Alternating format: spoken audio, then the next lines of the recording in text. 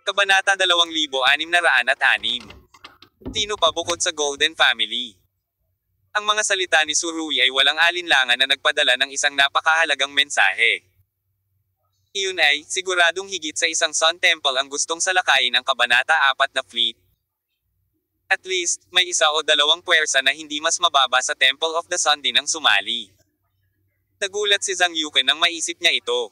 Sa kanilang mga kakayahan sa katalinuhan, hindi sila nakakuha ng kahit kaunting hangin bago. Nakangiting sabi ni Surui. Chief. Ang pangunahing commander ng Chapter 4 Fleet ay si Juet. At si Juet ay miyembro ng pamilya Marshall. Sa nakalipas na ilang taon, ang kamay ng pamilya Marshall ay naging mas mahaba at mas mahaba. Sa katunayan, maraming tao sa Estados Unidos ang lubos na hindi nasisiyahan sa puntong ito. Alam ko yan, sinabi ni Zhang Yuken. Pagkatapos ng lahat, mayroong ilang malalaking pamilya sa Estados Unidos na katulad ng pamilya Marshall. Gayunpaman, sa nakalipas na ilang taon, masasabing ang pamilya Marshall ay lalong nagiging mayabang at ang bilis ng pagpapalawak ay pabilis ng pabilis. Sa sitwasyong ito, ang ibang mga pamilya ay natural na magiging malungkot. Sa partikular, pagkatapos na palawakin ng pamilya Marshall ang kanilang kapangyarihan sa militar, nagdulot ito ng malaking pagsalungat mula sa iba pang malalaking pamilya. Ito ay lubos na nangingibabaw sa buong bansa.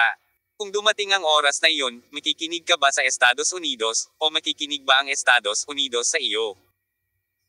Gayunpaman, ang sinabi ni Surui ay hindi ang mga napakalaking pamilya sa United States ang nagsimula ng Chapter 4 Fleet. Pero ibang tao. Pagkatapos ng lahat, gaano man kawalang kasiyahan ang mga pamilyang iyon kay Marshall, hindi sila maaaring kumuha ng malaking panganib na salakayin ang sariling fleet ng Amerika. Ito ay isang kinakailangan.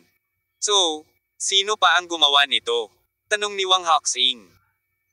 Hindi ito isang interogasyon, at talagang karapat-dapat sa paghanga ni Wang Hoxing na magkaroon ng lakas ng loob na lumaban sa US Chapter 4 Fleet.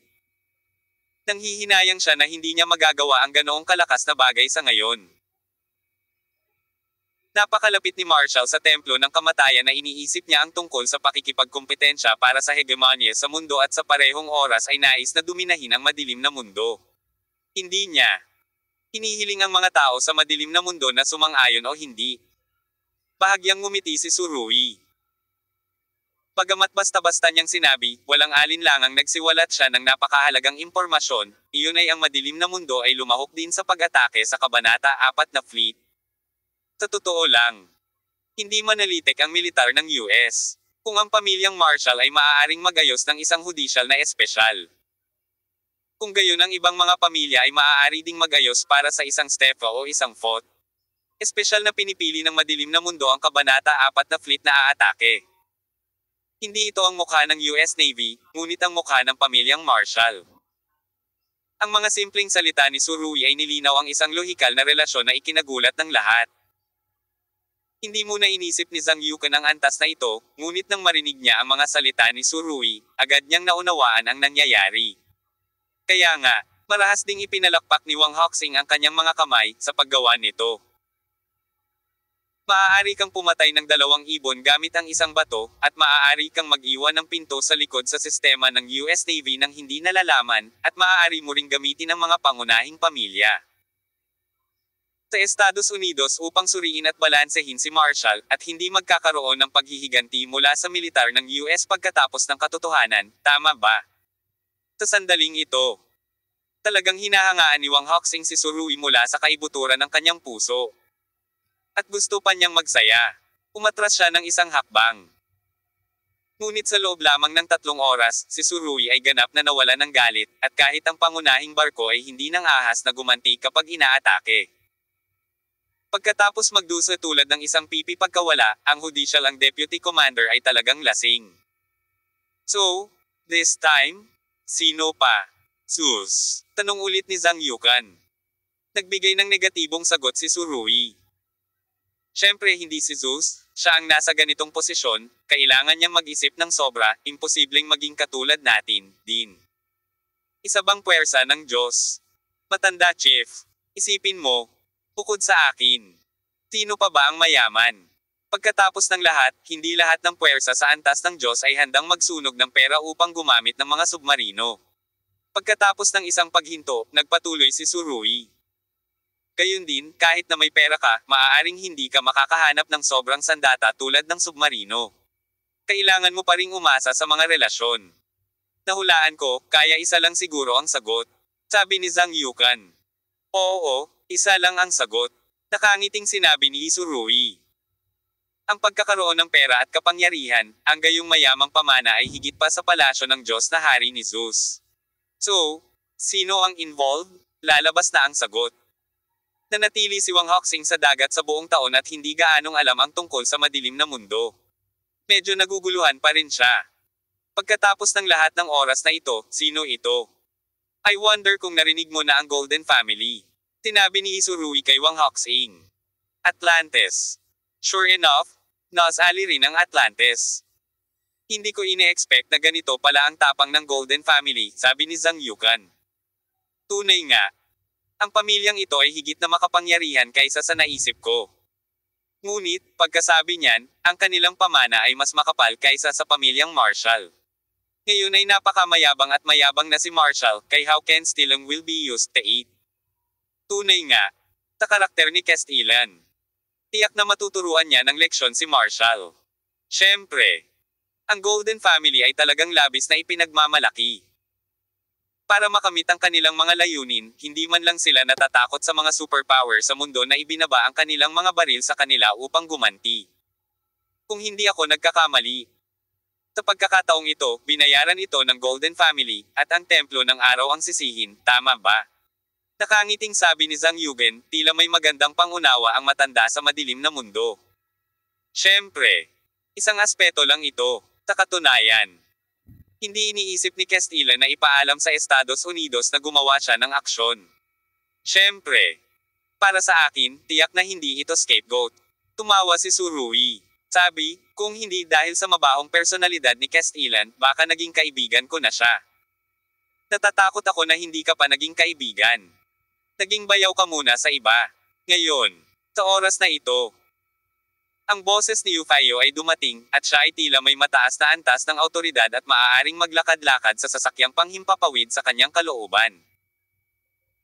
Siyempre, bilang isang inanyayahang panauhin, si Zeus ay pareho, at ang napakalaking halimaw sa dagat na ito ay hindi naghihigpit sa kanya na pumunta kahit saan.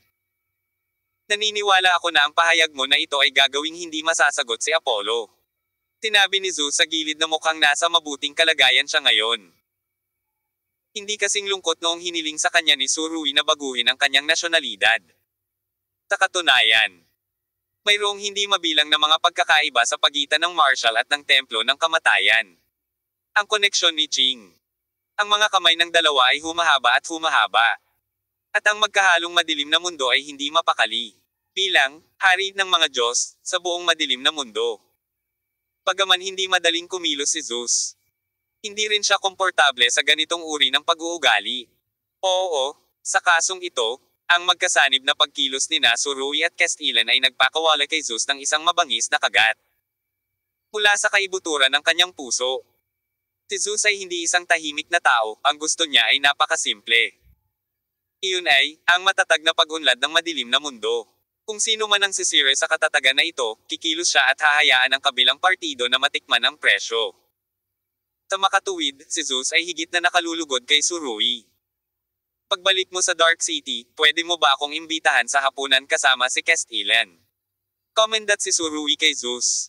Oo, pumayag naman si Zeus. Ito ang dapat niyang gawin. Nagsanib puwersa sina Surui at Castellan para bigyan ng masamang hininga ang madilim na mundo. Siya, ang hari ng mga Diyos, ay dapat magpakita ng kanyang saloobin. Kakain ako sa pinakamahal na restaurant sa Dark City. Ang Isurui ay bastos, at may sapat na alak tulad ng Laferrato. Oo, tumugon si Zeus sa dalawang salitang ito. Sa oras na ito, tinulyapan niya si Euphio at hindi niya maiwasang isipin ang sinabi ng kabilang partido sa kanya noon kung may nangyaring hindi mapigilan sa madilim na mundo. Ang binatang Chinese na nasa harap niya ay talagang maaasahan. Bawat salita ay mahalaga. Pagbalik ko sa lungsod ng kadiliman, agad kitang papatayin. Taksi lang ngiti ni Surui, huwag kang mag-alala, tiyak na hindi ako magiging malambot ang puso. Nagtaas ng kilay si Zeus. Kung gayon kailan ka babalik sa susunod? Nabulunan si Surui sa pangungusap na ito. Oo, kailan ka babalik sa susunod? Ngayon, ang pangunahing focus niya ay ang Huaxia. Sa nakalipas na 2 taon, ilang beses na siyang bumalik sa Dark City, na mabibilang sa isang banda. Sana hindi ka nababalik hanggat hindi nagkakamali, makahulugang sabi ni Zeus. Ang ilang contradiction ay nasa proseso ng panunupil. Bagamat hindi sila agad nasasabog. Sila ay palaging mag-iipon ng higit at higit pa, at pagkatapos ay maabot ang isang kritikal na punto ng pagsabog. Mula nang si Zeus ay naging hari ng mga Diyos, ang madilim na mundo ay huminahon. Maraming taon na ang lumipas, ngunit sa intervention ng Templo ng Kamatayan at ng Pamilyang Marshall, ang undercurrent ay naging mas magulo. Ang undercurrent na ito ay parami ng parami, patuloy na nagtatagpo at lumalaki, at balang araw ito ay mag-uudyok ng isang malaking alon. Ito ay hindi isang kakulangan sa kakayahan ni Zeus o isang problema sa kanyang paraan ng pamamahala, ngunit isang bagay na dapat maranasan sa kurso ng kasaysayan. Kung titingnan ng mahabang kasaysayan ng silangan at kanluran, makikita mo na kahit na sa pinakamatalino na mga dinastiya, palaging magkakaroon ng lahat ng uri ng kaguluhan, malaki at maliit. Anong mali? Bakit hindi ko maintindihan ang sinasabi mo? Si Surui ay nagtaas ng isang matingkad na ngiti. Ayoko talagang kausapin ka. Galit na sabi ni Zeus. Oy, Zeus, bakit ba lagi mong iniisip na may sasabihin ka? Pagkatapos ay sumagot si Surui, hindi mo iniisip na itatayo ko ang iyong palasyo ng Diyos na hari, hindi ba? Hindi makapag-communicate. Pumuso si Zeus mula sa kanyang ilong, tumalikod at umalis. Gayunpaman, pagkatapos lamang ng 2 hakbang, nakita niya ang helicopter sa kalangitan, unti-unting papalapit sa carrier ng sasakyang panghimpapawid. Mukhang may bisita ka. Lumingon si Zeus kay Surui at sinabing, narito ang panauhin, bilang amo ng lungsod ng kadiliman, hindi mo ba gustong kunin ang panauhin ng magkasama? Napakurap si Surui. Ulutin. Nang marinig ang salitang ito, biglang naging kapana-panabik ang ekspresyon ni Zeus. Sa tingin mo hindi ko alam ang kahulugan ng 2 salitang ito. Sinabi ito ni Zeus, ngunit huminto ang kanyang mga yabag, sige, kilalanin natin itong sikat na Judicial Lieutenant General. Kabanata 2607. Hindi magagapi. Si Zeus ay isang napaka-responsableng tao. Alam niyang sa pagkakataong ito ay sina Surui at Castellan ang nagsanib puwersa para magbigay ng masamang hininga para sa lungsod ng kadiliman. Hindi lang nila sinaktan ang pamilya Marshall. Ngunit maaari pa silang kaputin ng Behemoth ng Estados Unidos. Mula ngayon, ang Templo ng Araw at Atlantis ay malamang na nasa walang katapusang panganib. Ginawa nila ito para sa buong madilim na mundo. Hindi para sa kanilang pansariling interes. Sa makatuwid, bilang aktwal na tagapamahala ng madilim na lungsod, inisip ni Zeus na may utang siyang malaking pabor kina Surui at Castellan. Kung hindi, hindi niya sasabihin na gusto niyang imbitahan ang kabilang partido sa hapunan. Sa pagkakataong ito, si Teniente Admiral Jude ay napinsala ni Surui sa isang kumpletong kawalan. At kahit na hindi nag-atubiling personal na pumunta sa sasakyang panghimpapawid ng China mula sa armada ng US, naniniwala si Zeus na kailangan niyang magpakita. Pagkatapos ng lahat, sa kanyang mga mata, hindi niya maaaring hayaan ang lahat ng mga panganib na pasanin nina Surui at Castellan, siya, ang hari ng mga Diyos, ay dapat magbahagi ng ilan. Nakita ni Surui ang tunay na iniisip ni Zeus sa isang sulyap, hindi niya maiwasang tapikin ang balikat ng kabilang partido at nakangiting sinabi. Ito talagang kapatid, masyadong malay sa sarili. Galit na tumitig si Zeus, sinulyapan niya si Surui. Nakangiting sinabi ni Euphio. Pihira para sa isang manugang na tawagin ang kanyang biyenan na mga kapatid. Galit na galit si Zeus na umuusok ang butas ng ilong niya. Narito ang kagalang-galang na panauhin, at tila kailangan nating magpatuloy upang batiin siya. Sabi ni Wang Hoxing, habang nagsasalita, inayos din niya ang kanyang kasuotan. Ito ay isang formal na pagpupulong sa pagitan ng Huaxia Aircraft Carrier Formation at ng commander ng US Chapter 4 Fleet sa isang kahulugan. Kung ito ay isang formal na pagpupulong, mula sa pananaw ng makasaysayang pag-unlad, dapat itong isang stroke na nagkakahalaga ng pagsulat. Gayunpaman, medyo nakakalungkot na dahil sa ilang layunin ng Surui, ang pagpupulong na ito ay hindi maginhawa. Mahirap isapubliko ito, kahit na mag-iwan ng ilang data ng video. Nakaupo sa helicopter. Pinagmamasdan ng kubyerta sa ibaba na palapit ng palapit sa kanya, mas naging seryoso ang ekspresyon ni Teniente General Jude. Parami ng parami ang dignidad, at lalo pang malungkot. Sa pagkakataong ito, talagang gustong laruin ito ni Surui hanggang sa puntong hindi na ito maaaring maging mas miserable. Siya, ang commander ng Kabanata 4 na fleet, ay kailangang magkusa na sumakay sa sasakyang panghimpapawid ng Huaxie para sa kapayapaan. Ang kanyang fleet ay naglalayag sa karagatang Pasipiko. At hindi kailanman nagkaroon ng kalaban. Ngunit sa pagkakataong ito, bigla siyang hinaranggan ng fleet ni Huaxie at hindi makasulong ng kalahating hakbang. Si Jude ay ganap na walang magawa. At mayroon lamang isang libre. Apoy sa tiyan ngunit walang lugar upang ipadala ito. Kung tutuusin sa kasalukuyang sitwasyon, talo na siya ng tuluyan. Wala na talagang pagkakataong mabago. Nais din ng mainland ng Estados Unidos na gamitin ang Kabanata IV Fleet upang hadlangan ang sitwasyon sa De France. Gayunpaman, sa pamamagitan ng interbensyon ng pagbuo ng carrier ng sasakyang panghimpapawid ng Huaxie, hindi lamang sila nagkaroon ng epekto, ngunit gumawa lamang ng mga biro. Umiling si Watt at pilit na binawi ang kanyang iniisip. Alam niya na sa pagkakataong ito ay sumakay siya sa aircraft carrier ng Huaxie para hindi lamang sa kasalukuyang sitwasyon. Ngunit higit sa lahat, para sa kanyang sarili. Ayaw niyang wakasan ang kanyang karera sa militar, lalo pa ang pagtataksil sa pamilya Marshall. Kung ganoon, hindi ba siya magiging traidor at traidor? Gayunpaman, dahil sa mabibigat na pagkakamaling nagawa, ang kasalukuyang sitwasyon ay nag-iiwan lamang sa hudikatura ng isang pagpipilian. Napakatagal bago makarating sa kinaroroonan ko ngayon. Akala ko malakas ang boses ko. Pero hindi ko akalain na may magse-set up ng ilang pakulo ang isang binatang Chinese, at nabulunan siya, pataas sa leeg niya.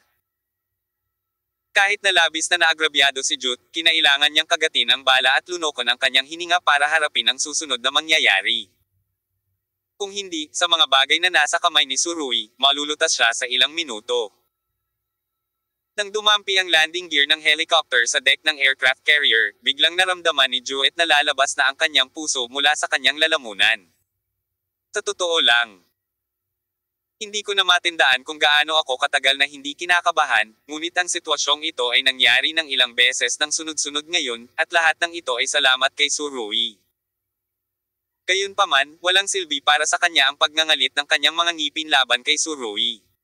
Paglupag ng helicopter, senyales na umamin na siya. Sa kubyerta, isang grupo ng mga sundalong Navy na naka-soul shirt ang nakahanay ng maayos, at ang mga kulay asul at puti ay mukhang nakasisilaw. Si Zhang Yukin ay hindi nagpakita sa pagkakataong ito, si Wang Hoxing ay nakatayo sa harapan, sina Surui at Zeus at iba pa ay nakatayo sa gilid. Pagkatapos sumakay ni Surui sa aircraft carrier, wala pa siyang oras para maligo, at may kaunting amoy pa rin sa kanyang katawan, at hindi makaalis ang simoy ng dagat. Lumabas si Jude sa helicopter. Nang makita niya ang mga sundalong Navy ng Huaxie sa dalawang hanay, hindi niya maiwasang madama na medyo kulang siya sa momentum. Hindi ito ang pakiramdam na gusto niya. Ngunit ngayon, ang espiritu ng Huaxie Navy ay masyadong malakas, at si Watt ay isa ring natalong general, kaya hindi niya mapanatili ang kanyang aura sa harap ng mga tao ng Huaxie, kilos. Napabuntong hininga ang judiciary at naunang naglakad papunta kay Wang Hoxing. Sinubukan niyang panatilihing kalmado, inabot at nakipagkamay kay Wang Hoxing. Hindi ko alam kung ano ang dahilan, hindi sumaludo si Jude, at ganoon din ang ginawa ni Wang Hoxing. General Jude, maligayang pagdating sa carrier ng sasakyang panghimpapawid ng Huaxie. Sinabi ni Wang Hoxing sa Chinese. At ang tagasalin sa gilid ay nagsimulang magsali ng sabay-sabay. Sa katunayan, si Wang Hoxing ay nagtapos ng Huaxie Naval Academy. Natural, marunong siyang magsalita ng Ingles, ngunit sa oras na ito, mas gugustuhin niya maglibot-libot at magsalita ng Chinese. Ang Foxing ay mahusay. Hindi sincero na sabi ni Judicial. Siyempre. Ngunit dahil sa prinsipyo ng pagiging confidential, hindi ko maaaring dalhin si General Jude upang bisitahin ang aming carrier ng sasakyang panghimpapawid. Nakangiting sabi ni Wang Hoxing. Kaya lang, pagkarinig nito, medyo nahiya si Jude. Hindi kaya ito ay isa pang mabangis na dila na hindi bababa sa Surui? Alin ang Surui? Tanong ulit ni Jude. Ginoo. Juet, parang hindi ka totoo kapag sinabi mo yan. Sinabi ni Wang Hoxing nang hindi sinasadya, kung sasabihin mong hindi mo kilala si Surui, talagang hindi ako naniniwala. Sa kasamaang palad. Hindi ko talaga nakita si Surui. Alam na ni Jupiter kung ano ang hitsura ni Surui.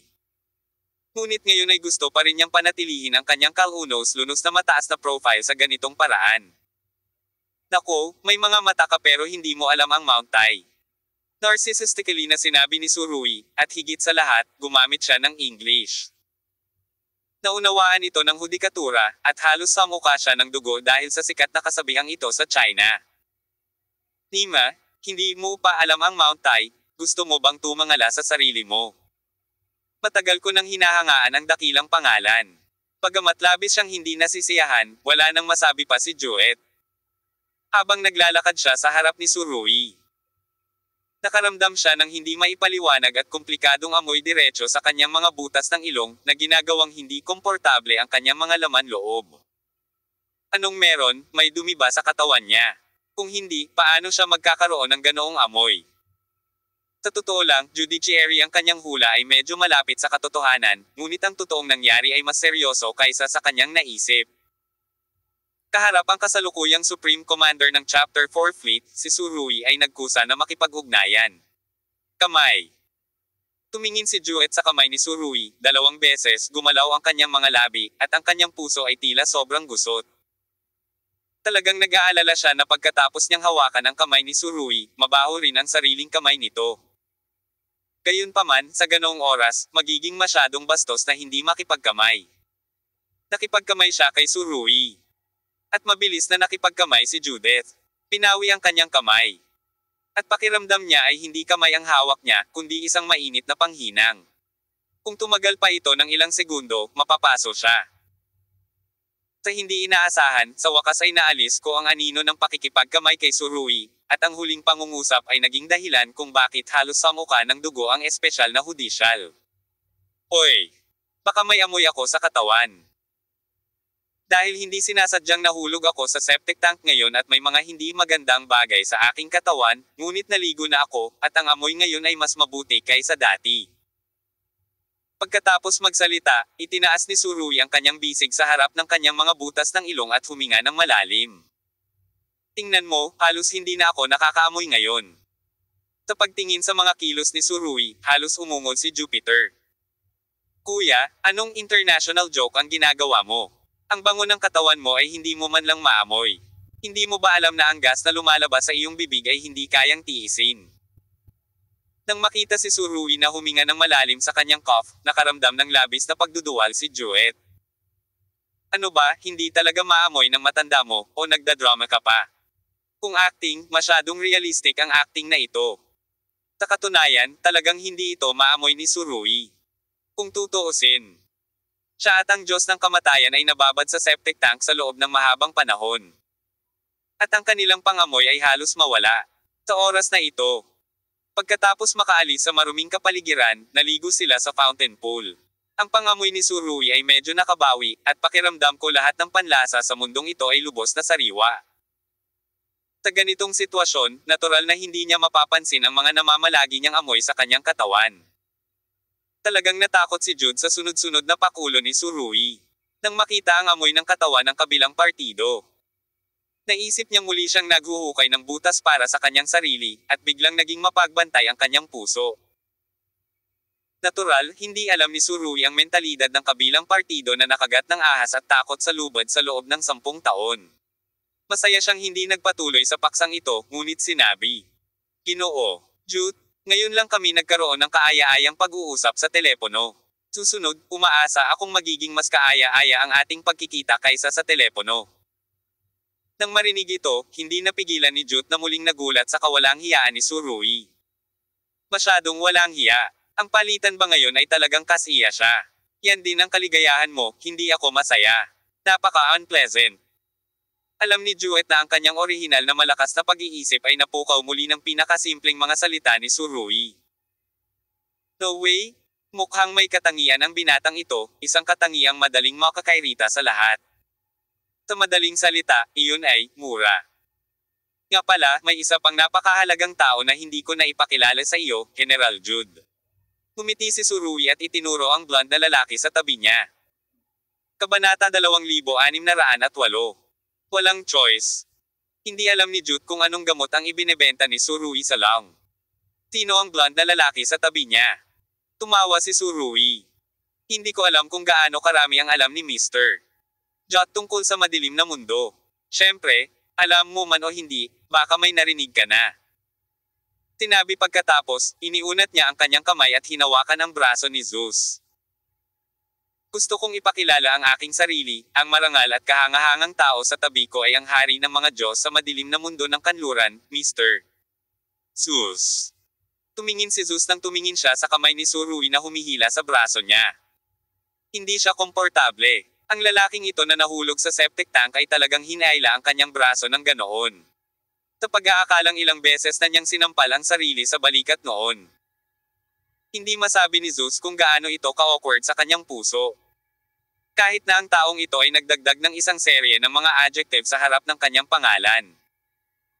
Hindi talaga naramdaman ni Zeus na pinupuri siya ni Surui, ngunit naramdaman niyang sinusubukan siya ng taong ito na saktan. Hindi inaasahan ni Jude na dito niya makikita si Zeus. Ito ang aircraft carrier ng China. Paanong si Zeus, ang hari ng madilim na mundo sa kanluran, ay napakalapit na nauugnay sa China. At saka, kung titignan ang itsura ni Surui at Zeus, parang close na close sila. Hindi tanga si Jude. Sa sandaling ito, naisip niya kaagad ang maraming posibilidad. Hinding-hindi lalabas si Zeus dito ng walang kabuluhan. Hindi kaya nagsanib puwersa ang templo ng araw at ang palasyo ng Diyos Hari. Sa totoo lang, hindi lumahok si Zeus sa pag-atake sa US Chapter 4 Fleet. Ngunit ang dahilan kung bakit pinili niyang tumayo dito ay dahil gusto niyang tulungan sina Surui at Kestilan na ibahagi ang ilan sa pressure. Ang dalawang puwersang ito ay maaaring maglabas ng kanilang galit para sa lungsod ng kadiliman. Kaya si Zeus, ang tinaguriang hari ng mga Diyos, ay natural na hindi maaaring tumayo ng walang ginagawa. Ang katotohanan na kaya niyang magkusa na humarap kay Jude ay nagpakita na ng kanyang saloobin, kaya habang tinitingnan siya ni Surui sa mga oras na ito, mas nalulugod siya. General Jude, hello. Bahagyang sinabi ni Zeus.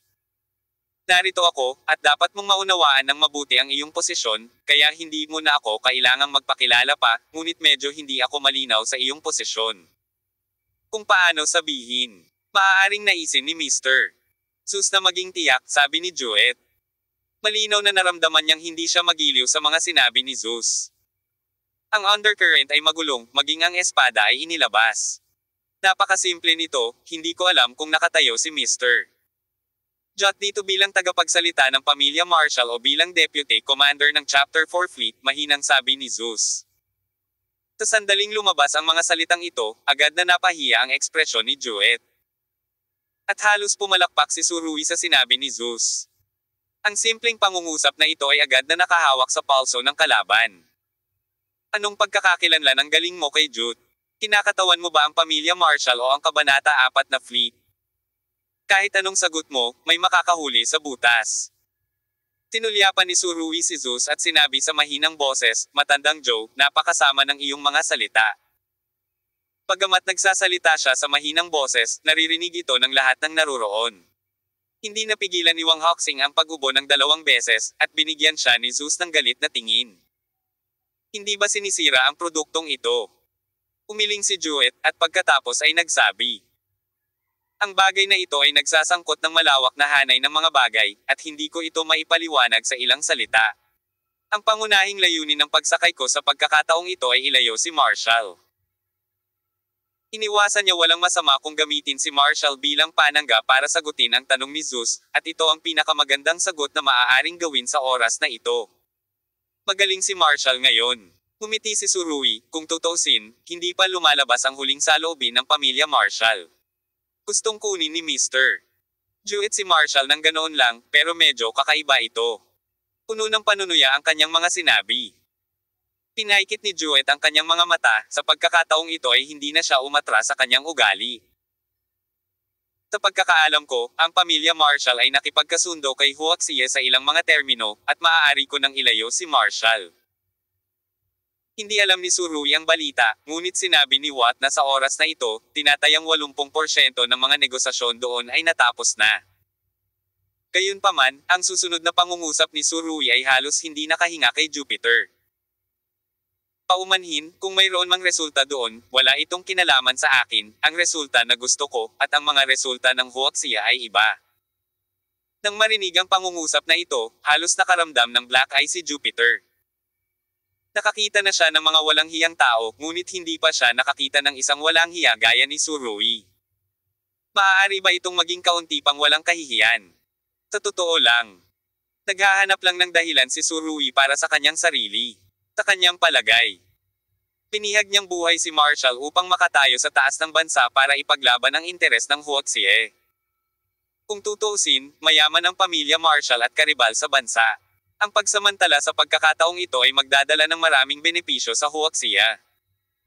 Si Surui ay hindi isang taong nagmamalasakit sa kanyang sariling mga interes. Gayunpaman, nang ang negosasyon sa pagitan ng Huaxia at ng pamilyang Marshall ay natapos at ang mga tao ay maaaring palayain, si Surui ay nagsimulang magsalita muli tungkol sa kanyang sariling mga interes. Obviously, sinasadya ng lalaking ito. Alam ni Juet na ang paggawa ng Tai Chi kasama si Surui ng ganito ay walang anumang resulta, kaya agad niyang sinabi. Nasa akin na ang sagot sa tanong na itinanong ni Mr. Surui sa telepono kanina. Straight to the point, hindi na natin ito mahatak pa. Oo nga, pagkatapos marinig ito, agad na kinusat ni Surui ang kanyang mga mata at tumawa. Napakabuti, kung ganoon nga, makakahanap tayo ng lugar na mapag-uusapan. Sabi ni Surui at sinenyasan si Wang Hoxing. Tumango ang huli at pinona sila ng personal, dinala sila sa isang maliit na cabin. Dito ka na lang mag-chat, walang makakaistorbo sa'yo, sabi ni Wang Hoxing. Sa kanyang opinyon, si Surui ang nangunguna sa pagtataguyod ng seryeng ito ng mga pakinabang. Bagamat siya ang commander ng aircraft carrier formation, handa pa rin siyang makipagtulungan kay Surui ng walang kondisyon. Bukod dito, binigyan sila ni Surui ng isang malaking sorpresa, at si Wang Hoxing ay maaaring magkaroon ng higit na inaasahan para sa susunod na bagay. Sa pagtingin sa maliit na cabin na ito, hindi mapigilan ni Judicial na sumimangot. Pagkatapos ng lahat, sa silid na ito na hindi tinatagusan ng hangin, ang amoy ni Surui ay magiging mas malakas, ngunit ngayon ay Judicial walang ibang pagpipilian kundi ang tiisin ang kakaibang amoy sa pagitan ng mga hininga. Ginoo, Juet, binigyan kita ng multiple choice question kanina. Ito ay isang simpleng pagpipilian ng dalawa. Maaari mo nang sabihin sa akin ang sagot ngayon. Nakangiting tanong ni Surui. Ang isang two-choice multiple choice na tanong ay tila napakasimpleng bagay, ngunit ito ay nauugnay sa hinaharap na kalsada. Mayroon na akong sagot. Huminga ng malalim si Jut at sinabing, ayoko. Sandali lang. Bago matapos ang mga salita ni Juet, itinaas ni Surui ang kanyang kamay para makagambala. At sinabi ng lalaki, bago ko sabihin ang iyong huling desisyon, sa palagay ko kailangan kong ipaalala sa iyo na kung gusto ni General Juet na maging maayos ngayon kung inalis mo si Marshall, at ang susunod mong sagot ay dapat na masiyahan sa akin. Nang marinig ang pangungusap na ito, lalong naging pangit ang ekspresyon ni Juet. Malinaw, ito ay isang banta. Ito ay isang ganap na banta. Kung hindi matagumpay na maalis ni Jut si Marshall mula sa carrier ng sasakyang panghimpapawid ng Huaxia, ang lahat ng susunod ay magiging walang kabuluhan. Bagamat mataas na ang katayuan niya sa hukbong dagat, tiyak na isusuko siya ng pamilya Marshall. Tila hanggat nagbibigay ka ng kaunting impormasyon, maaari mong ibagsak si Jupiter sa bangin. Kung tutuusin, sobrang hindi kontento sa kanya ang pamilya ngayon. Kung hindi mailigtas si Marshall, siya ang magiging object ng galit. Sa oras na iyon, lahat ng galit ay sesibog sa kanya. Si Juet ay miyembro ng pamilya Marshall. Natural na alam niya kung gaano kalupit ang ilang paraan ng paggawa ng pamilya. Pagkatapos ng lahat, kapag ang pamilyang ito ay bumangon mula sa pagtaas, halos nagsimula ito sa larangan ng militar. At ngayon ay hindi lamang nagpapanatili ng maraming estilo ng militar, ngunit nagsimula pang ang tumindi. Alam niyang kailangan niyang iligtas si Marshall. Pagkatapos ng lahat, ang kanyang pag-iral ay upang pagsilbihan ang mga tagapagmana ng pamilya. Kung mas makapangyarihan ang pamilyang ito, mas mahigpit ang hierarchy. Bagamat medyo maayos na ang pakikitungo ni Jupiter ngayon, imposible pa ring makipagkompetensya sa pamilya. Sa makatuwid, mayroon na lamang isang paraan para sa kanya ngayon, at iyon ay sumang-ayon sa kahilingan ni Surui at ipagkanulo ang pamilya Marshall. Mula sa puntong ito, ang lalamunan ni Teniente General Jude ay sinakal ni Surui. Ito ay isang napakasimpleng sanhi ng koneksyon at lohikal na relasyon, ngunit ang mas simple ang bagay, mas hindi ito masira. Ang masira ay mamatay. Sa totoo lang, hindi naman simpleng bagay ang pagkuha ng hudikatura. Gayunpaman, tumpak na nahawakan ni Surui ang pinakatumpak na punto mula sa komplikadong sitwasyon sa simula pa lang. Ang bagay na higit na pumapatay sa hudikatura. Kung gayon ang lahat ng ito ay natural na darating. Mula sa puntong ito ng pananaw, ang sitwasyon ay mas simple kaysa sa iyong iniisip. Mahigpit na hawakan ang pangunahing contradiction, patawarin mo siya na si Judith ay hindi maaaring maglaro ng anumang mga trick. Iyon ang ginawa ni Surui. Matapos maghukay ng sunod-sunod na hukay, hindi na nakatalikod si Jupiter nang hindi niya nalaman. Kung gusto niyang lumaban, ang naghihintay sa kanya ay mapapahamak. Sa pananaw ni Surui, kontrolado ang lahat. Nakatingin sa hindi tiyak na mukha ng kabilang partido, nakangiting sinabi ni Surui. Siyempre, Mr. Jot. Maaari mong aipangako sa akin sa ibabaw. At agad na sabihin ang totoo sa buong pamilya pagkatapos mong bumalik. Ngunit sa palagay ko kakailangan mong malaman na hindi rin ito gagana, dahil may higit sa isang pamilyang Marshall sa Estados Unidos, at lahat sila ay nakatingin sa iyo. Nang marinig ito, agad na nakaramdam ng lamig ang likod ni Jewett. Sa katunayan, ang mga salita ni Surui ay napakasakit sa puso. Kahit na ang pamilya Marshall ay hindi makipag-ugnayan sa kanya, kung ipahayag ni Surui ang katotohanan, ang US Navy ay hinding-hindi siya pababayaan. Inaatake ng kaaway sa magkabilang panig. Espesyal na panghukuman ng malamig na pawis. Ang mga kamisete ay basang-basa sa maraming pawis. Kaya, ngayon, maaari mong sabihin sa akin ang iyong sagot, Teniente General Jude. Kinuha ni Surui ang salitang, Lieutenant General, ng napakahirap. Puno ng pagkadismaya ang ekspresyon ni Jot, at nawala ang lahat ng liwanag sa kanyang mga mata. Ngayon, may choice pa ba ako? Pagkasabi nito ay napahiga siya sa upuan. Kabanata 2609. Habang papalapit ka, lalo kang humanga. Si Surui at Jewett ay gumugol pa ng 10 minuto sa cabin. Sa loob ng 10 minutong ito, walang nakakaalam kung ano ang kanilang pinag-uusapan. Kaya lang nung lumabas sila, parang mas matanda si Judiciary ng 10 taon. Siya ay dating kilalang lawin tulad ng US Navy. Siya ay palaging puno ng talas. At siya ay napakatigas sa mga bagay, ngunit ngayon ay tila nawala ang talas at tigas na ito sa kanya, nawala ng walang bakas. Nang makita ang eksenang ito, hindi maiwasan ni Wang Hoxing na lihim na humanga sa palso ni Surui. Nagawa niyang makipaglaro sa marangal na Vice Admiral ng US Navy sa loob lamang ng ilang oras. Hindi ito bagay. Kakayanin ito ng kaordinaryong tao. Tinanong ni Wang Hoxing ang kanyang sarili. At bigla siyang naging maswerte, natutuwa siya na walang kahangahangang tao tulad ni Surui sa Kabanata 4 na fleet sa kabilang panig. Kung hindi, ito ay magiging isang sakuna para sa pagbuo ng aircraft carrier ng Huaxia. Oo, hindi iniisip ni Wang Hoxing na ang kanyang pananaw sa sakuna ay labis. Ang Surui ay talagang nagkakahalaga ng libu-libong tropa. Nagpakita rin si Zhang Yukan. Patuloy ang pagtawa ng matandang pinuno. Halatang sobrang nasiyahan siya sa ginawa ng general. Hindi siya nabigla gaya ni Wang Hoxing. Pagkatapos ng lahat, si Surui ay palaging napakahusay sa nakaraan. Hindi kailanman nabigo. Malakas na tinapik ni Surui si Jute sa balikat. General Jute, hindi masyadong maganda ang performance mo ngayon. Parang wala kang lakas, para kang taunang general. Nang marinig ang mga salita, nakaramdam ng pait si Judith sa kanyang puso. Ano ang ibig sabihin ng isang taunang general, siya ay kung ano siya. Sa harap ng barkong puno ng mga Chinese naval warriors, siya, ang marangal na Vice Admiral ng US Navy, ay pakiramdam na hindi niya maiangat ang kanyang ulo. Nakangiting sinabi ni Surui. Nga pala, General Jude, may isa pa akong sasabihin sa iyo, tungkol sa iyong destroyer at frigate. Matapos pakinggan ang pangungusap na ito, biglang natuwa si Judicial. Speaking of which, dereliction of duty talaga ang Deputy Commander. Mula noong inatake ang Kabanata 4 na fleet, hanggang ngayon, hindi pa rin alam ni Judicial kung gaano katroma ang naninira at frigate. May mga submarino na malapit sa iyo. Ngumiti si Surui. Gayunpaman, ang mga frigate ay hindi inatake ng mga submarino. Hindi nagpaliwanag ng detalyado si Surui, ngunit nagbigay ng deal sa hudikatura. Matapos marinig na may malapit na submarino, ang hudikatura ay nasa napakasamang kalagayan.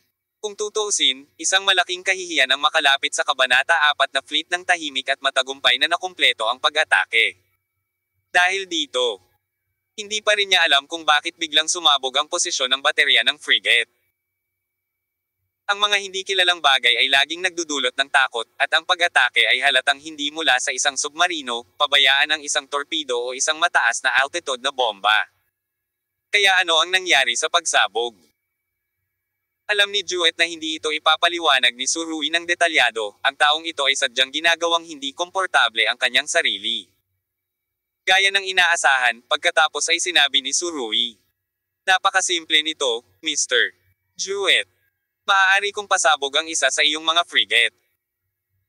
Pagkatapos ay maaari kong gawin ang parehong bagay na mangyari sa iyong carrier ng sasakyang panghimpapawid, at maging ang bawat manlalaban sa itaas nito ay magkakaroon ng parehong kapalaran." Walang malasakit na tono, ngunit malakas. Si Jewett ay likas na hindi naniniwala dito. Pagkatapos ng lahat, ito ay ang Kabanata 4 na fleet, na dati ay walang talo sa karagatang Pasipiko. At walang anumang kalaban. Gusto siyang payagan ni Surui sumabog ang aircraft carrier ng higanteng aircraft carrier sa dagat. Paano ito posible? Ito ay isang panaginip lamang. Gayunpaman, sa susunod na segundo, naisip ni Jupiter ang dalawang pangunahing barko na sinalakay noon, at agad itong muling naisip. Pinawi ito. Oo. Ang inchik na lalaki sa kanyang harapan ay may hindi kapani-pani walang kakayahan sa paglutas ng mga problema. Kahit na nakatayo si Jupiter sa harapan niya ngayon, hindi niya alam kung ano ang susunod na hahanapin ni Surui. "Halika na. Nasaan si Marshall?" tanong ni Jewett. Sumenya si Wang Hoxing, at si Marshall, na may malungkot na mukha, ay inalalayan na ng dalawang lalaking naka-plainclothes at lumabas ng cabin. Ang dalawang plainclothes na ito, halatang lahat ng miyembro ng Lutey na dala ni Zhang Yukan. Nakita ni Marshall si Jut, ngunit walang ilaw na nasusunog sa kanyang mga mata, madilim pa rin. Malinaw, ang mahuli ng buhay ni Surui ay lubos na nagpasigla kay Marshall. Noong nakaraan, naniniwala si Marshall na kaya niyang kontrolin ang lahat at duminahin ang mundo. Hindi niya akalain na siya ay mabibigo. Lalo pa na siya ay mahuhuli ng buhay, at ang pamilya ay kailangang magbayad ng ganoon kalaking halaga. Come to the rescue. Kahihiyan. Sobrang kahihiyan. Hindi talaga alam ni Marshall kung paano haharapin ang pamilya kapag bumalik siya.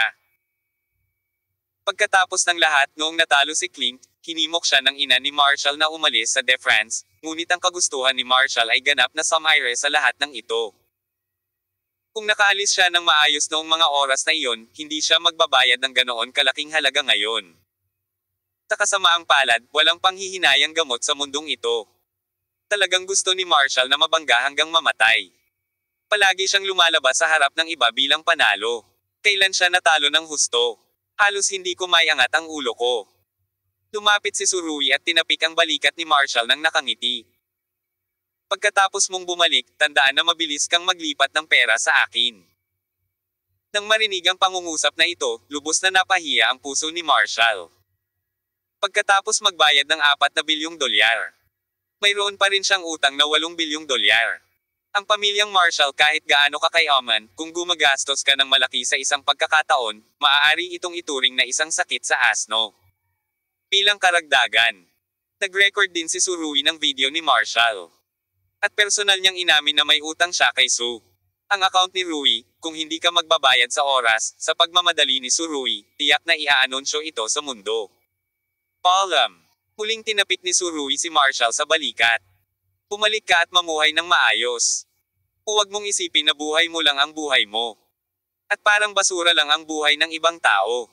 Kung iniisip mo pa rin ang ganoong mga pag-iisip, balang araw, maaga o huli, ito ay magiging basura at wawalin sa labas ng bahay.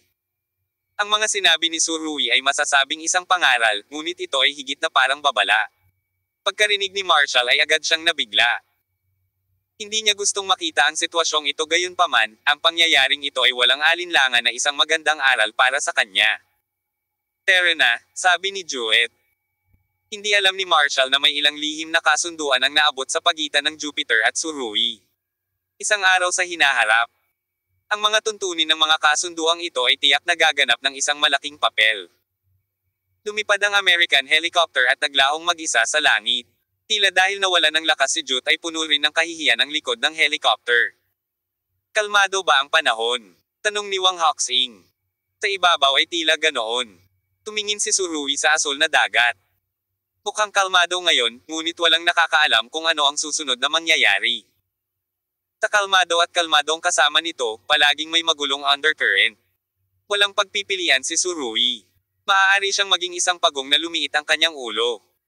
At kailangan niyang magtiis na binubuli hanggang sa ulo. Gayunpaman, hindi ito ang kanyang karakter. Naglakas loob siyang lumaban sa pamilya Marshall at Chapter 4th Fleet. Ganito ang ugali niya, hindi magbabago ang ugali na ito. Ang paglipas ng panahon at ang mga pagbabago ng panahon ay maaaring magbago ng maraming bagay, ngunit ang tiyaga at katigasan ng ulo ni Surui ay hindi maiimpluwensyahan ng sinuman o anumang bagay. Sa mga tuntunin ng relasyon sa pagitan ng mga lalaki at babae, siya ay hindi kapani-paniwala, ngunit sa ilang iba pang mga aspeto, siya ay napakalakas at matyaga na ang lahat ay naantig nito. Siya, hindi kailanman iyuko ang kanyang ulo, hindi kailanman kompromiso. Ito ang pinili ni Surui, at ito rin ang pinakamahalagang dahilan ng kanyang napakatalino na buhay. Nakatayo sa Foxing aircraft carrier ng Huaxia, pinapanood ang 5 star na pulang bandila na kumakaway sa pagitan ng asul na kalangitan at asul na dagat. Ang puso ni Surui ay lumulubog. Tumingin siya kay Wang Hoxing at taos-pusong sinabi. Sa totoo lang, napakasarap talagang magsuot ng uniforme na ito sa lahat ng oras. Ito ay mula sa kaibuturan ng aking puso. Ang paghanga sa mga mata ni Wang Hoxing ay naging higit at higit na halata. Kung gusto mo, kapag ikaw ay kasing edad ko, maaari kang magkaroon ng hindi bababa sa 2 bituin sa iyong mga balikat. Ang bawat balikat kung mayroon kang 3 bituin sa iyong mga balikat, ikaw ay isang admiral. Hindi direktang sumagot si Surui, ngunit ngumiti at sinabing, ang kapayapaan ay isang pagpapala. Ang kapayapaan ay isang pagpapala. Ang pangungusap na ito ay nagpapakita ng saloobin ng karamihan sa mga tao. Iyon din ang iniisip ni Surui, ngunit hindi niya ito ginagawa. Nais din niyang mamuhay ng normal, ngunit hindi lumalamig ang kanyang pagnanasa. Anong susunod? Nakatayo sa deck, sabi ni Zhang Yukan. Gusto kong pumunta muna sa UK, at pagkatapos ay bumalik sa China. Pamantong hininga si Surui at sinabing, matagal nang nasa ibang bansa, kaya gusto kong bumalik at tingnan. Mga kaisipang nagtagal sa aking isipan. Actually, hindi naman ganoon katagal, pero ilang buwan lang. Ngumiti si Zhang Yugen, kapag sa tingin mo ay matagal ka nang wala sa bahay, nangangahulugan ito na nasa iyong pagtanda. Oo, Chief. Wala ako sa mentality mo, kaya hindi talaga madali para sa kanila. Itinuro ni Surui ang mga sundalong Navy na abala sa deck. Napabuntong hininga siya, mababaliw ako kung ilalayo mo ako sa bahay ng matagal. Ang mga sundalo ay naglilingkod sa dagat. Minsan lamang dumarating sa lupa bawat ilang buwan. Ang ganitong uri ng boring na buhay ay hindi para sa lahat, kaya hinahangaan sila ni Surui mula sa kaibuturan ng kanyang puso. Ang mga ganyang tao ay nararapat na igalang. Sila ang pinakamatibay na pundasyon upang patatagin ang bansang ito. Maaaring nagawa mo ito noon pa, sabi ni Zhang Yukan. Para sa bansang ito, mas mahalaga at seryoso sila kaysa sa akin. Seryosong sinabi ni Surui, sa totoo lang, mukhang makasarili pa rin akong tao. Ang matunog na boses ni Wang Hoxing ay umalangaw-ngaw. Kung ikaw ay makasarili, kung gayon walang mga taong makasarili sa mundo, at hindi pa ako nakakita ng isang sundalo na mas nagbabanta sa buhay kaysa sa iyo. Mga sundalo, nakinig si Surui at mapait na ngumiti, sa totoo lang, hindi ko alam kung karapat-dapat ba ako sa titulong ito. Ang ilang mga pangalan ay madaling sabihin, ngunit kapag inilagay mo lamang ang mabigat na responsibilidad na ito sa iyong mga balikat, mauunawaan mo kung gaano ito kahirap. Habang papalapit siya, lalo siyang ginagalang. Si Surui ay ganito ngayon. Kung mas malakas siya, mas maingat siyang pangalagaan ang karangalan at misyon sa kanyang puso. Kabanata 2610. Ang nawawalang Zeus. Hindi agad umalis si Surui sa Foxing. Buong araw siyang naglakad sa barko. Sa pagtingin sa makapangyarihang fleet na ito, naramdaman niya na hindi siya makakakuha ng sapat dito. Mahal na mahal. Ito ang pagpapahayag ng pag-ibig na malalim. Katulad nito, ang sitwasyon ni Surui nang bumaba siya sa helicopter at ibinagsak ang sarili sa deck ng aircraft carrier ay malalim na nakaukit sa puso ng bawat sundalong pandagat. Alam nila na ito ang kanilang sariling uri, at ang binatang ito ay may pinakamalalim na pagmamahal sa hukbo ni Huaxia. Hindi rin umalis si Zeus, nakatayo siya sa tabi ni Surui sa sandaling ito. Ang iyong pagganap sa mga nakaraang araw ay nagpakita sa akin ng isang bagong Apollo. Hindi ito ang bagong ako. Ngunit ang orihinal na ako. Tumangala si Surui sa mga puting ulap na lumulutang sa kalangitan, at sinabing, nakaramdam talaga ako ng kaunting emosyon, hindi mapigilan ang ganitong uri ng emosyon. Sa katunayan, kahit na hindi ito si Surui. Para sa sinuman, kapag nakita nila ang marilag na fleet na ito na naglalayag sa walang hangganang dagat, sila ay magbubuntong hininga mula sa kaibuturan ng kanilang mga puso. Hindi ko pa naranasan ang ganitong pakiramdam ng pambansang karangalan, sabi ni Zeus. Nakangiting sagot ni Surui. Iyan ay dahil hindi ka mamamayang Chino. Kung hindi, bakit hindi mo subukang maging isang mamamayang Chino? Narinig ko si Surui na papalapit paikot-ikot at babalik sa lumang issue, ngumiti si Zeus, sa pagkakataong ito ay hindi siya nagalit, ngunit sinabing. Kahit na sumali ako sa Huaxia, hindi ako magkakaroon ng pakiramdam ng pambansang karangalan, kaya dapat kang magbigay pataas. Pagkaraan ng isang paghinto, tumingin siya sa binata sa tabi niya at sinabing, gayunpaman, pagkasabi niyan, ang iyong pagganap sa araw na ito ay lubos na nagpakilos sa akin. Sobrang naantig ako. Matapos maging hari ng mga Diyos. Karaniwang hindi ipinahayag ni Zeus ang kanyang damdamin sa harap ng sinuman. Sa publiko man o sa pribado. Halos palaging walang pakialam si Zeus sa kanyang mga emosyon at emosyon. Ito ay isang estado ng pagiging makatwiran, at ito ay halos imposible para sa sensibilidad na lumitaw sa kanya. Gayunpaman, sa pagkakataong ito, talagang sinabi niya ang salitang, lumipat, kay Surui, na sapat na upang ipakita kung gaano siya naantig sa kaibuturan ng kanyang puso. Ang iyong pagganap ay nagpakita rin sa akin ng isa pang Zeus. Seryoso ring tumingin si Surui kay Zeus, ngunit emosyonal na sinabi. Mukhang nakabalot ka sa isang matigas na shell, ngunit ang ilang mga bitek ay totoo. Hindi ako malakas, ngumiti si Zeus, pagkatapos ay umiling. Maaari mo bang sabihin sa akin kung bakit ka nasa ganoong kalagayan? Nais niyang hanapin ang pinagmumulan ng pakiramdam ng karangalan at misyon na ito. Dahil, sa pananaw ni Zeus, ang pakiramdam ng karangalan at misyon na ito ay maaaring suportahan si Surui ng napakalakas. At kahit napahintulutan siyang sumabog sa isang kritikal na sandali, walang kapantay na napakalaking enerhiya. Ito ang sikretong gustong tuklasin ni Zeus. Hindi ito itinago ni Surui kay Zeus, nakangiti niyang sinabi. Old Joe, alam mo ba na ang ganitong uri ng bagay ay tinatawag na emosyon? Feelings. Narinig ito ni Zeus at bahagyang kumunat ang noo. Para sa mga taong masyadong makatwiran, ang mga damdamin ay kung ano mismo ang kulang sa kanila. Sa totoo lang pag-isipan mong mabuti mag-isip. Kung puno ka ng rasyonal na pag-iisip tungkol sa lahat ng bagay sa buhay. Tingnan mo lamang ang mga kalamangan at kalamangan at kahinaan. At huwag tumingin sa damdamin at huwag magsalita tungkol sa damdamin ng tao, kung gayon, ang pamumuhay ay magiging lubhang nakababagot.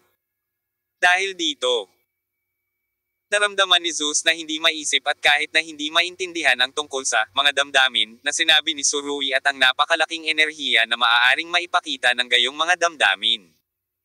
Taga-China ako, China kami. Dati, mahirap at mahina ako. Matapos mabuli sa loob ng maraming taon, paano ako magiging malungkot kung makakabangon ako muli balang araw? Sabi ni Surui. Pwede bang i-elaborate mo? Tanong ulit ni Zeus. Maaaring hindi mo alam ang Sino-Japanese Naval Battle o ang Treaty of Shimonoseki. Ngunit dapat mong malaman na ang China ay niyurakan ng mga mananakop noon. Ngunit maaari nilang yurakan ang lupaing ito, ngunit hindi nila ito masakop. Ang lupaing ito at ang mga tao nito ay hindi kailanman masasakop. Unti-unti kong naiintindihan ang ibig mong sabihin. Dala ng ekspresyon ni Zeus ang lahat ng nararamdamang iniisip niya. Actually, ito ay isang napakasimpleng katotohanan. Dati kaming nasa ilalim ng lambak. Kaya alam namin kung gaano kahalaga ang kinang. Magkano ang binayaran natin ngayon? Sa pagtingin sa malayo, ang mga mata ni Surui ay tila may ilang misty. Dati mas kakaunti ang mga armas at kagamitan natin kaysa sa kaaway, ngunit nanalo tayo ng maraming digmaan dahil sa ano? Dahil mayroon tayong pananampalataya at dugo. Pagkatapos magsalita, muling itinuro ni Surui ang carrier ng sasakyang panghimpapawid. Noong wala kaming sasakyang panghimpapawid. Kaya ano ang aming maaasahan upang manalo sa mga labanan sa dagat? Umaasa tayo sa maliliit na bangka para labanan ang malalaking barko at bayanites sa dagat. Ngayong mayroon na tayong mga sasakyang himpapawid na may napakagandang fighter jet at piloto, mayroon pa ba tayong dahilan para matalo sa digmaan? Wala tayong matatakot. Sabi ni Surui, idiniin ang kanyang tono, at tila medyo nasasabik. Totoo, walang natatakot. Unang tumango si Zeus, pagkatapos ay binago ang usapan at sinabing. Gayunpaman. Sa totoo lang. Pagaman ang huaksiya ay may foxing, kung ang dalawang panig ay talagang pupunta sa digmaan, ang iyong aircraft carrier formation ay hindi kinakailangang Amerikano. Kalaban, kung tutuusin. Pagkatapos ng isang post, sinabi ni Zeus. Kung tutuusin, ang kalaban ay maaaring bumuo ng isang aircraft carrier battle group. Grupo ng labanan ng carrier ng sasakyang panghimpapawid. Ang marinig lang ang katagang ito ay uminit na ang mga mata ni Surui. Ito ang inggit ng puso. Gayunpaman, ang inggit ay inggit, ngunit hindi minamaliit ni Surui ang kanyang sarili. Alam niya na ang Huaxia Navy ay naging pangalawang kabanata ng mundo. Pagamat may agwat pa rin sa pagitan nito at sa unang kabanata. Basta't mananatili ka sa hakbang-hakbang, tiyak na tatayo ka sa taas ng iyong mga pangarap. Ang pagiging epektibo ng labanan ay isang aspeto, at ang pagpigil ay isa pang aspeto. Ito ay dalawang ganap na magkaibang bagay. Nakangiting tumugon si Surui kay Zeus. Sa tingin ko nakita mo ito ngayon. Huaxia. Ang porma sayo ng aircraft carrier ay hindi nagpaputok ng kahit isang putok. Ito ay umindayog lamang sa lupa, ngunit ang kabanata 4 na fleet, na mas malakas kaysa sa amin, ay natigilan at hindi nakasulong. Matapos pakinggan ang mga salita ni Surui, kung si Zeus ay nag-isip na sinabi. Bueno, totoo, ang lakas ay isang aspeto, at ang pagpigil ay isa pang aspeto. Ngumiti si Surui.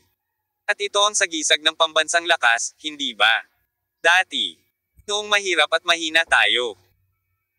Kahit sino ay maaaring bubuli sa atin, at lahat ay gustong yurakan tayo, pero ngayon iba na, may karapatan tayong magsalita, tulad ngayon, tulad dito. Itinuro ni Surui ang kanyang mga paa. Sa pagtingin sa mayabang na hitsura ni Surui, sinabi ni Zeus, lalong magiging malakas si Huaxia dahil maraming tao ang katulad mo. Ito ang puso ni Zeus. Ang mga salitang ito ay nagpangiti ng mapait kay Surui, at sinabing, mahal na matandang Joe, labis akong naantig sa iyong sinabi. Haha, dapat dahan-dahan ka lang. Pitawan ni Zeus ang isang pangungusap. Tandaan na maging mabait kay Daniel Sharp. Tumingin sa kanya si Surui at ngumiti. Zeus, alam mo, kami ni Daniel ay purong pagkakaibigan pa rin. Habang buhay mo ba ay handa kang magpanggap na tanga? Sabi ni Zeus. Agad na naging duwag ang hitsura ni Surui, at bamaantong hininga. Sa totoo lang, hindi ko alam kung ano ang gagawin, hayaan mo na lang. Well, let's go with the flow. Bahala na siya sa mga susunod na henerasyon, hindi ko na makontrol masyado. Umiling si Zeus at wala nang sinabi pa. Ano naman sayo? Biglang nagtanong si Surui. Palagi mong sinasabi na wala kang pakialam sa susunod na henerasyon, ayaw mo ba talagang pakialaman? Hindi ko akalaing isa kang walang pusong tao. Hindi matuwid na ama. Walang puso at di matuwid na ama. Ano ang ibig mong sabihin dito? Malinaw na naramdaman ni Zeus na tila may ibig sabihin ang mga salita ni Surui. Ang aking kahulugan ay napakasimple. Tinabi ni Surui. Naniniwala ako na imposible para sa iyo na hindi malaman na mayroon kang isang anak na babae. Akala niya noon ay pribadong bagay iyon ni Zeus, at wala siyang planong sabihin ito, ngunit ngayon ay pinabulaanan na talaga ito ng mga multo at Diyos. Gayunpaman, ang hindi inaasahan ni Surui ay pagkatapos na malaman ni Zeus ang balita, ang kanyang buong katawan ay biglang nanginag, na parang tinamaan ng kidlat. Paano mo nalaman ang balitang ito? Tanong ni Zeus. Parang nanginginig ang boses niya at puno ng hindi makapaniwala ang mukha niya. Actually, aksidente ko lang itong natuklasan. Medyo nagulat si Surui sa mabangis na reaksyon ni Zeus. Siya nga pala, hindi ka naman masyadong excited, no? Umiling si Zeus, habang ang dalawang kamay ay nasa rehas ng deck, puno ng komplikado ang ekspresyon nito. Hindi ko alam kung ilusyon ba iyon o hindi, naramdaman ni Surui na tila nawawala si Zeus sa mga oras na ito. Oo, yun lang. Maaaring ang gayong makapangyarihang tao ay ibagsak ng hindi masabi-sabing mga nakaraang pangyayari. Anong problema mo? Parang hindi ganito ang reaksyon mo. Umakbang si Surui at tinapik ang balikat ni Zeus. Naniniwala siya na hindi maaaring hindi alam ni Zeus na mayroon siyang isa pang anak na babae, ngunit bakit siya nasa sabik? Alam na ba ni Daniel ang balita? Tanong ni Zeus pagkaraan ng mahabang panahon. Hindi pa niya alam, at wala akong planong sabihin sa kanya. Sinabi ni Surui, alam ko, dapat mayroon kang sariling mga pagsasaalang-alang para sa paggawa nito. Ipinatong ni Zeus ang kanyang mga kamay sa kanyang balakang, huminga ng malalim, pagkatapos ay ibinaling ang kanyang mukha at hinawakan ng dalawang kamay ang mga balikat ni Surui. Maaari mo bang sabihin sa akin, nasaan siya? Sino siya? Sa pagkakataong ito, ako na ang natigilan si Surui. Sabi ko, Lao Joe. Anong niloloko mo? Inunat ni Surui ang kanyang kamay at hinawakan ang noo ni Zeus. Sabi ko hindi ka naguguluhan di ba? Alam mo na may anak ka, pero hindi ko alam kung nasaan siya, o kahit sino siya, sa tingin mo ba maniniwala ako? Gayunpaman, pinagsisihan ni Surui ang kanyang sinabi pagkatapos sabihin ito, dahil ang ekspresyon ni Zeus ay kamukha ng kanyang sinabi, ito ay totoo. Sabihin mo sa akin ang tungkol sa kanya. Sabi ni Zeus, at may bakas pa nga ng pagmamakaawa sa tono nito. Sa nakaraan, ang sitwasyong ito ay hindi mangyayari kay Zeus. Napakaraming taon mong hindi sinubukang hanapin ang anak na ito. Si Surui ay may nagtatanong na ekspresyon sa kanyang mukha. Alam niya na, sa kapangyarihan ni Zeus, mahirap makahanap ng nawawalang anak na babae, ngunit tiyak na hindi ito imposible. Hanggat hinahanap niya, may kasagutan. Unless, for some reason, hindi niya ito hinahanap.